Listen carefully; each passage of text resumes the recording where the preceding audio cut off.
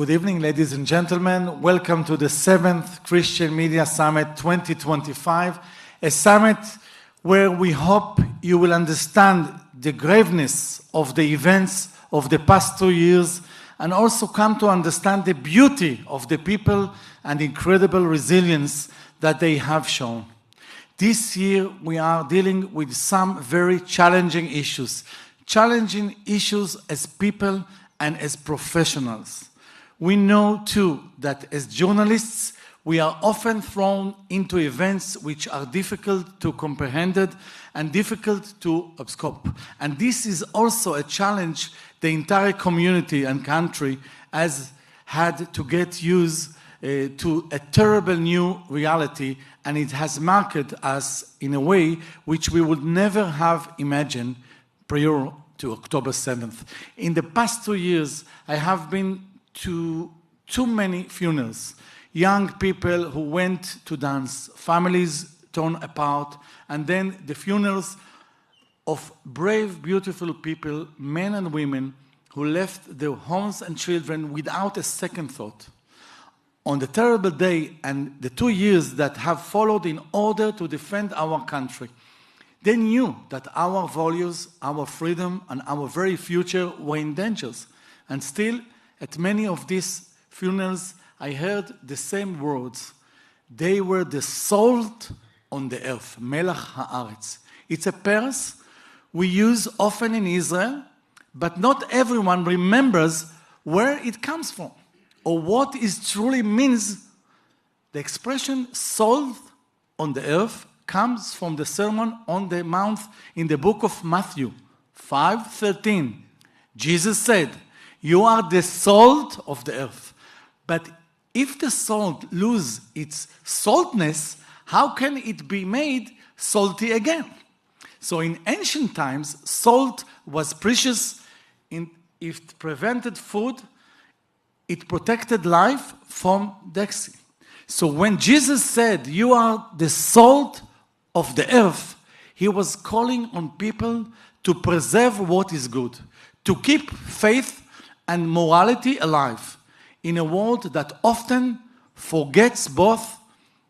And over time, the press came to describe people who are honest, decent, and humble, those who do what is right without seeking fame or reward or any prize. David Ben-Gurion, Israeli first prime minister, used it to describe the pioneers who built the state of Israel, men and women of courage who worked the land and lived by strong values.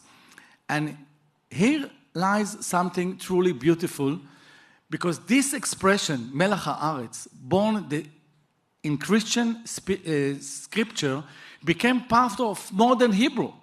When we Israelis says melach haaretz, it shows the deep bond between our two faiths. It reminds us that we share not only history, but the same values: goodness, honesty, compassion, and this great duty to preserve life and truth.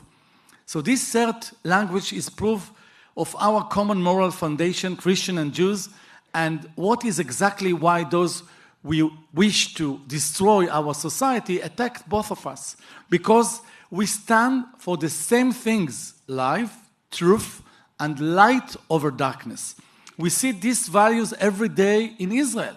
Our soldiers who save their lives, their families who carry the pain of loss, the hostages who remind us what resilience truly looks like. And our entire nation, which still stands strong, we are not alone in this struggle. We have friends who have stood with us.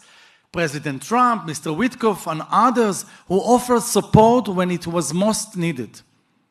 The huge number who faced criticism yet spoke truth.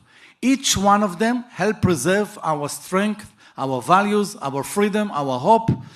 They too are the salt of the earth. And to you, and you too, the journalists and friends from the Christian world, you too are the salt of the earth. You have stood beside us with courage and faith in difficult times. You have told the truth when it was difficult to speak. You have thought against lies, hatred, and anti-Semitism, and your words, your light, and your faith have helped preserve truth in the time of confusion. You have shown what our struggles are connected, what we fight together against the same dark forces. My friends, the bond between our people is ancient and squared together. We must continue to defend what is right and to keep our moral clarity, to preserve with our spirit what imported to us, to remain the salt of the earth. Thank you.